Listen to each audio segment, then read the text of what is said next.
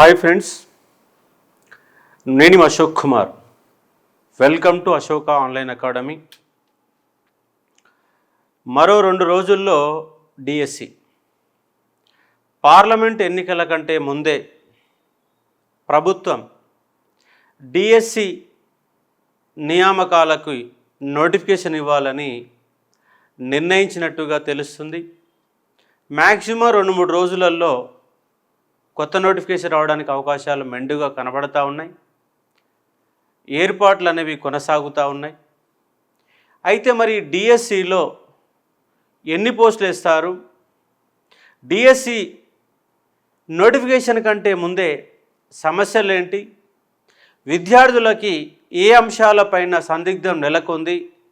ఇలాంటి అంశాలని మీ ముందు నేను డిస్కస్ చేసే ఒక ప్రయత్నం చేస్తాను. నోటిఫికేషన్ వచ్చాక ఈ సమస్యలు ఉన్నాయి, ఆ సమస్యలు ఉన్నాయనే కాన్సెప్ట్ కాకుండా రాకముందే ఈ డిఎస్సి అభ్యర్థులలో నెలకొన్నటువంటి భయాందోళనలు, డిఎస్సిలో నెలకొన్న సమస్యల గురించి మనం చూసే ఒక ప్రయత్నం చేద్దాం. మ్యాక్సిమం మనకు ఒక 2-3 డేస్లో రావడానికి అవకాశము కనబడతా ఉంది డిఎస్సి సంబంధించి. కాబట్టి ప్రిపరేషన్ ఉన్న వాళ్ళు ప్రిపేర్ అయ్యే ఒక ప్రయత్నం చేయవచ్చు. టెట్ కమ్ డిఎస్సి 2 ఇవ్వాలనేది విద్యార్థుల యొక్క డిమాండు. ఆ నేపథ్యంలో ఒక 11 అంశాల గురించి మనం డిస్కస్ చేసే ఒక ప్రయత్నం చేద్దాం. డిఎస్సి మెగా డిఎస్సి వేయాలా?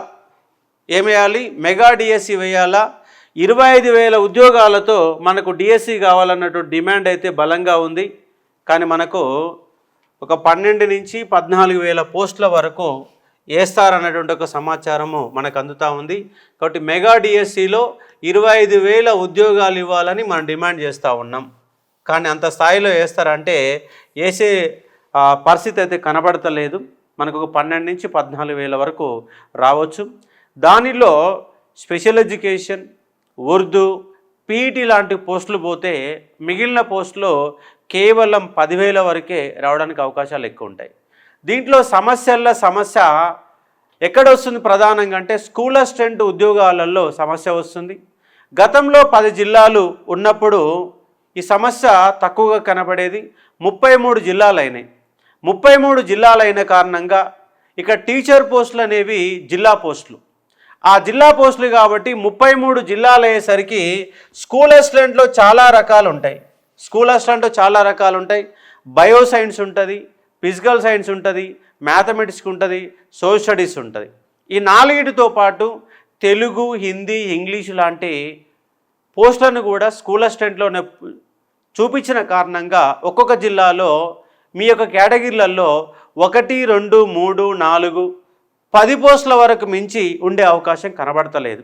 ఇక్కడ 14-15,000 పోస్టులు వేసినప్పటికీ మీ జిల్లాలకు వచ్చేసరికి అవి చాలా తక్కువ పోస్టులో కనబడుతుంది. ఈ సమస్య అనేది ప్రధానంగా స్కూల్ అసిస్టెంట్ ఉద్యోగాలలో వేధిస్తున్న అంశాన్ని ఇక్కడ మీరు ప్రధానంగా దృష్టి పెట్టవచ్చు. ఇంకోటి ఏంటంటే స్పెషల్ పీఈటీ పోస్టులు. గతంలో మనకు లాస్ట్ నోటిఫికేషన్లో టీఆర్ఎస్ గవర్నమెంట్ నోటిఫికేషన్లో 164 పోస్టులు పీఈటీ పోస్టులని చూపెట్టడం జరిగింది. పీఈటీకి సంబంధించి 1600 హై స్కూల్స్లలో ఎక్కడ కూడా పీఈటీలు లేరు. ఇక్కడ రాష్ట్ర వ్యాప్తంగా ఉన్న ప్రతి హై స్కూల్లో ఒక పీఈటీ కంపల్సరీ ఉండాలా. పీఈటీ పోస్టులు మొత్తం ఖాళీగా ఉన్నాయి కాబట్టి 1600 పోస్టులు ఇస్తే బాగుంటుంది అనేది అది మనం బల్మూరు వెంకటన్న ద్వారా మనం ప్రభుత్వానికి రిక్వెస్ట్ చేసే ఒక ప్రయత్నం కూడా చేస్తూ ఉన్నాం. కాబట్టి ఆయన విషయాలన్నిటి కూడా అన్నకు సమాచారం కూడా ఏమేమి సమస్యలు అన్నిటిపైన కూడా డిస్కస్లో ఇవ్వడం జరిగింది. అలాగే ఇక్కడ పీఈటీ పోస్టులు 164 కాదు 1600 ఉద్యోగాలు ఇవ్వాలనేది ప్రధాన అంశంగా ఉన్న అంశాన్ని ఇక్కడ చూసుకోవచ్చు. అలాగే స్పెషల్ ఎడ్యుకేషన్ మన లాస్ట్ టైం డిఎస్సిలో మన డిసెంబర్ కంటే ముందు ఇచ్చినటువంటి నోటిఫికేషన్లో 1523 స్పెషల్ ఎడ్యుకేషన్ పోస్టులు చూపించారు. కానీ ఫైనల్గా నోటిఫికేషన్లో పక్కన పెట్టారు. కాబట్టి ఈ నోటిఫికేషన్లో, ఈ మెగా నోటిఫికేషన్లో 1523 పోస్టులు స్పెషల్ ఎడ్యుకేషన్ పోస్ట్ కూడా ఇవ్వాలనే ఒక డిమాండ్ ప్రధానంగా విద్యార్థులకు వెళ్ళి ఉన్న అంశాన్ని ఇక్కడ చూసుకోవచ్చు. అలాగే ఆర్ట్ అండ్ క్రాఫ్ట్కు సంబంధించి కూడా ఎన్టీఆర్ ప్రభుత్వ కాలంలో ఆర్ట్ అండ్ క్రాఫ్ట్ టీచర్ ఉద్యోగాలు నింపారు. ఇప్పటి వరకు మళ్ళీ ఆర్ట్ అండ్ క్రాఫ్ట్ ఎక్కడ కూడా హై స్కూళ్ళల్లో నింపలేదు. కాకపోతే గురుకులాలలో ఆర్ట్ క్రాఫ్ట్ పోస్టులు నింపుతున్నారు కానీ హై స్కూళ్ళల్లో నింపలేదు. కాబట్టి కంపల్సరీగా ఆర్ట్ అండ్ క్రాఫ్ట్ ఉద్యోగాలు కూడా నింపాలని ఆ యొక్క విద్యార్థులు, ఆ కోర్సులు చేసిన యొక్క విద్యార్థులు డిమాండ్ చేస్తూ ఉన్నారు. అలాగే పీఈడీ చేసిన వాడు కూడా 1,00,000 మంది ఉన్నారు. ఆ 1,00,000 మంది విద్యార్థులకు కూడా 1,600కు పైన పోస్ట్ వేయాలని ఒక డిమాండ్ వినపడుతున్న అంశాన్ని మీరు చూసుకునే ఒక ప్రయత్నం చేయవచ్చు. మరొక ప్రధానమైన సమస్య ఏమవుతుందంటే బీఈడీ చేసేటప్పుడు 40% డిగ్రీ మార్కులతో అవకాశం కల్పించారు. బీఈడీకి 40% మార్కులతో అవకాశం కల్పించి డిఎస్సి వచ్చేసరికి దాన్ని ఏమంటారు అంటే డిఎస్సి వచ్చేసరికి దాన్ని 45% పెంచారు. మరి 5% లోపు ఉన్నటువంటి బీఈడీ చేసిన వాళ్ళు 40-45 మధ్య బీఈడీ చేసిన వాళ్ళకి డిఎస్సి అవకాశం ఇవ్వడం లేదు. ఆ అభ్యర్థులు కూడా ఆందోళన వ్యక్తం చేస్తూ ఉన్నారు. ఎందుకంటే మేము ఆల్రెడీ బీఈడీ పూర్తి చేసుకున్నాం, మీరు ఒకవేళ బీఈడీకి అవకాశం ఇవ్వకపోయి ఉంటే మేము చేసుకునే వాళ్ళం కాదు. మరి బీఈడీకి అవకాశం ఇచ్చి డిఎస్సి ఇవ్వకపోవడం ఏంటి? ఇది గవర్నమెంట్ తప్పిదమే కదా. పైగా మీరు డిగ్రీలో ఉన్న మార్కుల మట్టయితే ఉద్యోగం ఇస్తలేరు కదా, డిగ్రీ మార్కులకు వెయిటేజ్ కూడా ఏం లేదు కదా. కాబట్టి మీరు టెట్ పెడుతున్నారు, టెట్ క్వాలిఫై అవుతున్నాం, డిఎస్సి ఎగ్జామ్ రాస్తున్నాం, రెండింటిలో మార్కులు ఎక్కువ వస్తేనే ఉద్యోగం వస్తుంది. కానీ డిగ్రీ మార్కులకి ఇక్కడ విలువ అనేది లేదు. కాబట్టి ఇక్కడ డిగ్రీలో ఉన్న పర్సంటేజీలు అనే లెక్కలు పెట్టకుండా బీఈడీ క్వాలిఫికేషన్ ఉన్న అందరికీ కూడా అభ్యర్థులకు అవకాశం ఇవ్వాలనే ఒక ప్రధాన డిమాండ్ విద్యార్థులకి వెళ్ళి వస్తుంది. ఇది ప్రభుత్వం దృష్టికి అన్న ద్వారా తీసుకునే ఒక ప్రయత్నం చేస్తాం కాబట్టి అర్థం చేసుకోవచ్చు. అలాగే మరొక అంశం ఏంటంటే బీటెక్ చేసిన వాళ్ళకు, బీటెక్ పూర్తి చేసి బీఈడీ చేసిన వాళ్లకు మొన్న గురుకులాలలో అవకాశం ఇవ్వలేదు. మరి డిఎస్సిలోనే అవకాశం ఇవ్వాలన్న ఒక డిమాండ్ వాళ్ళ నుంచి వినపడుతున్న అంశాన్ని ఇక్కడ అర్థం చేసుకోవచ్చు. అలాగే సిలబస్ గతంలో 2018 సిలబస్తో పోలిస్తే మొన్న ఇచ్చినటువంటి దాంట్లో సిలబస్ అనేది చాలా ఎక్కువగా కనిపిస్తుంది. ముఖ్యంగా పర్స్పెక్టివ్ ఎడ్యుకేషన్లో సిలబస్ అనేది చేంజ్ చేశారు. పర్స్పెక్టివ్ మాత్రమే ఉండాలా, కానీ పర్స్పెక్టివ్ ఎడ్యుకేషన్లో సైకాలజీ పెట్టారు, ఫిలాసఫీ పెట్టారు, సోషియాలజీ పెట్టారు, సైకాలజీ పెట్టారు, ఫిలాసఫీ పెట్టారు, సోషియాలజీ పెట్టారు. ఇదంతా 10 మార్కుల సిలబస్కి ఇదంతా ఎందుకు? ఉన్నదే 10 మార్కులు. ఆ 10 మార్కులలో పర్స్పెక్టివ్ వరకు ఇస్తే సరిపోతుంది, మళ్ళీ కొత్తగా పెట్టాల్సిన పని లేదు అనేది విద్యార్థులకు వెళ్ళి బాగా ప్రధానంగా వినబడతా ఉంది. 10 మార్కుల కోసం 1000 పేజీల పుస్తకాన్ని చదవడం ఎందుకు? టైం అనేది ఇక్కడ బాగా కిల్లింగ్ అవుతున్న అంశాన్ని ఇక్కడ మనం అర్థం చేసుకునే ఒక ప్రయత్నం చేయాలని విద్యార్థులకు వెళ్ళి డిమాండ్లు వినపడతా ఉన్నాయి. అలాగే పరీక్షకి ఎగ్జామ్ ఎంత ఇవ్వాలా? 4 నెలల సమయం ఇవ్వాలా. పరీక్షకి సమయం 4 నెలల సమయం కనీసంగా ఇవ్వాలని, ఆగమాగం ఉద్యోగాలు ఎగ్జాములు పెట్టొద్దని, చదువుకోవడానికి అవకాశం ఇవ్వాలని ప్రధానంగా డిమాండ్ పెడుతున్న అంశాన్ని ఇక్కడ మీరు అర్థం చేసుకునే ఒక ప్రయత్నం చేయవచ్చు. మరి ఏంటి 4 నెలల సమయము? దాంతోపాటుగా గ్రూప్ 1 గ్రూప్ 2 సంబంధించిన జూన్ జూలై నెలలో కూడా గ్రూప్ 1 గ్రూప్ 2 సంబంధించినటువంటి ఫిలిమ్స్, గ్రూప్ 2 ఎగ్జామ్ సంబంధించిన తేదీలు రావడానికి అవకాశం ఉంది. ఈ అన్ని ఎగ్జామ్లు క్లాసెస్ కాకుండా చూసుకోవాలి, చూసుకోవాలన్న ఒక డిమాండ్ కూడా ప్రధానంగా వినిపిస్తున్న అంశాన్ని ఇక్కడ మేము అర్థం చేసుకునే ఒక ప్రయత్నం చేయవచ్చు. క్లాసెస్ కాకుండా గ్రూప్ 1 గ్రూప్ 2లకి డిఎస్సి క్లాసెస్ కాకుండా చూసుకోవాలని విద్యార్థులకు వెళ్ళి మనకు డిమాండ్స్ వస్తున్న అంశాన్ని చూసుకోవచ్చు.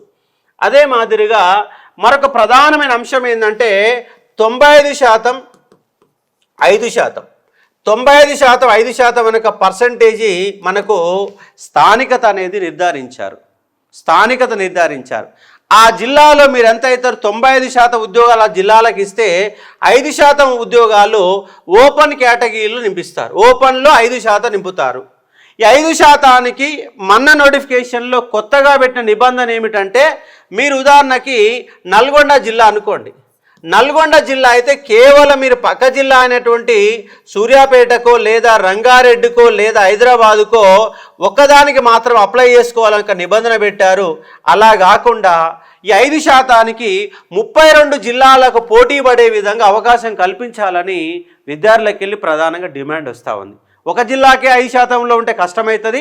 కానీ అప్లై చేసుకున్న ప్రతి ఒక్కరికి 95% ఆ జిల్లాలో వస్తే మిగిలినటువంటి 5% అన్ని జిల్లాలకు అవకాశం కల్పించాలనేది విద్యార్థులకు వెళ్ళి ప్రధానంగా డిమాండ్ వస్తున్న అంశాన్ని ఇక్కడ మనం అర్థం చేసుకునే ఒక ప్రయత్నం చేయవచ్చు. మరొక ప్రధాన అంశం ఏమిటంటే, ఇక్కడ ఉన్న పోస్టే చాలా తక్కువ, 5% అంటే 1-2 పోస్టులు వస్తే ఆ 1-2 పోస్టులకైనా అవకాశం ఇవ్వాలనేది ఒక డిమాండ్.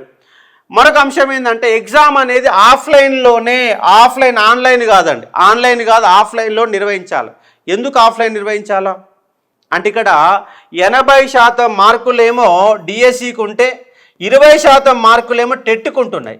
20% మార్కులలో పాయింట్లలో మార్కులు వస్తున్నాయి. ఇది కనుక ఆన్లైన్లో పెడితే నార్మలైజేషన్ చేయాలి. ఆ నార్మలైజేషన్ చేసేటప్పుడు మొత్తం వ్యవస్థ మొత్తం ఆగమైపోతుంది.